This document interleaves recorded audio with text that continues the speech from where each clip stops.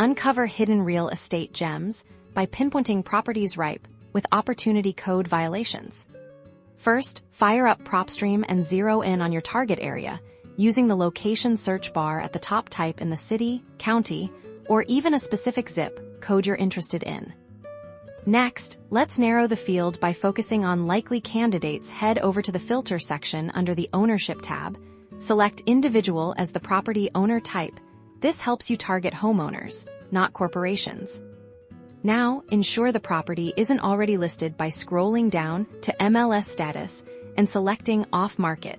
This cuts out the competition from traditional buyers. The real magic happens under the Liens section. Click on the Liens filter and specifically choose Code Violations.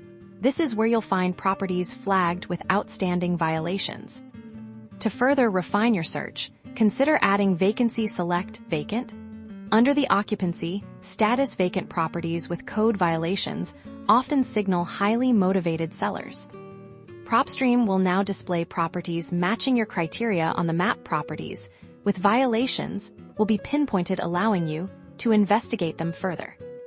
Click on any property to view its detailed information. Scroll down to the Liens section to see the specifics of the code violations, including the type and date issued.